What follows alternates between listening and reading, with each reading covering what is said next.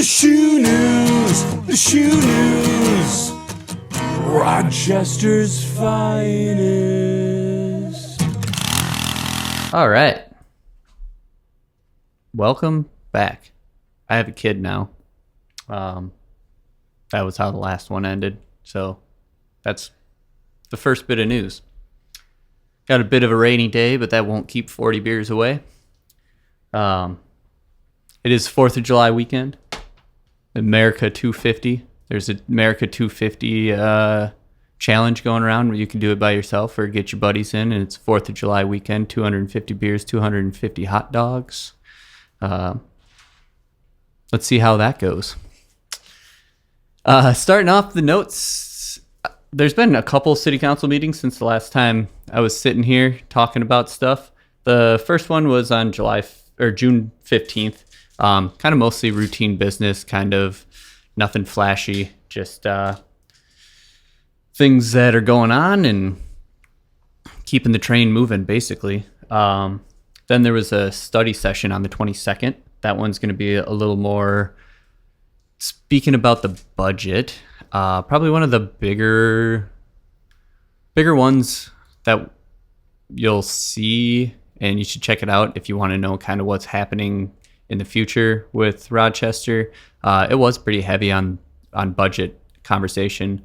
And they brought up that there's a lot of things, they have been saying yes to a lot of funding for a lot of different things. And they're going to have to kind of start saying no because our revenue is not keeping up with expenses. So that's going to be interesting. We'll see how that goes in 2027. Outside of that, there was a couple things talking about housing, where should it go, prioritizing development versus single family housing. It's like 3.5 hours. If you like to get hurt, I would watch the entire thing. Little bit boring city government style stuff, but in the cracks, there's a lot of good information. Or you can just have me watch all that, and you can come watch this, and that's going to be easier on your psyche, probably. Also, we'll throw a little spot in here, but there's just a ton of city and county meetings. There is a website that shows you the agenda and recaps for all of them. City council, school board, heritage preservation committee, things of that nature. We'll put that somewhere. The other thing that happened a couple weeks ago was the school board met, and there was a little bit of conversation there. Revenue is projected at about $316 million. Jack! Up roughly 3% from the current year. But then the general fund is expected to be $323 million, which 323 is like up here. And then the revenue was like 316, which is lower. That's like a deficit. That's bad news. We don't have enough money to fund some of our schooling stuff. There was some kind of proposed reductions, 27 positions being reduced. Then the big community question was about there's a potential consolidation of schools. You can check that out somewhere too. Jumping into some business stuff. Kind of a random one. If you haven't been up to the Pondy on Lake Zumbro, they are closing after the season. But I did see a little Post-Bulletin article saying that they might move to Rochester, which could be fun. Those guys are a ton of fun. I like the Pondy. Get out there. Go eat some food by the lake. Also, in Lower Town news, Struve's paint sold.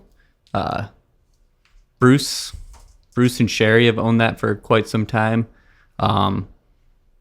Phenomenal people. They helped us a lot with this build out. We were over there hanging out with Bruce all the time. But Pearson's bought it, the people who own the DQ in Lower Town. And then they went in front of the Heritage Preservation Committee to potentially take down the big paint can and rewrap it, as well as taking down the Struve's clock. If you drive down Broadway, and that did get approved, Struve's clock's going away. But I think John Cruzel is going to get his hands on that, and he might do something cool with it, keep some history alive in this town. Save the clock. There's also, the last time that I was doing this, or maybe 2 times ago, I was talking about a baked potato truck or stand behind the 63 Club. And it has come to my attention that there is now another baked potato truck in town. So if you guys could do me a favor, I think we got to pit these guys against each other. Go to each one and just tell them that the other one's talking shit about their potatoes. And it's just could be a hilarious situation if we just make it happen. Get out there. Spud Wars. The Rochester Spud Wars of 2026 was brutal. That's what the history books are going to say. They're going to talk about flight, the birth of democracy, and the potato wars, Spud Wars. That's what we're going to be looking back on. Another thing, this has been around for a few years, but just kind of got brought back into my eyesight just a couple days ago. The Pata de Perro.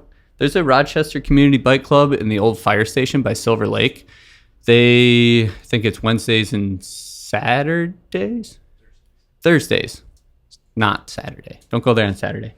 Wednesday and Thursday, they help people fix their bikes. They also take bikes in on donation. They fix them up, like gut them, make a unusable bike usable, and then they sell them for relatively cheap. Pretty sweet, kind of helping out the community business that they got over there. Well worth checking out. And if you don't have a way to get around, man, you can get a bike for like $50-$60 over there. Get yourself out. Come to the shoe. Moving on to events. I did not do a good job on this section. I'm just going to go with RDA has Rochester Downtown Alliance has a really cool website that shows about the Thursdays on First stuff. They have like fresh air fitness, Zumba, things like that. Kurt.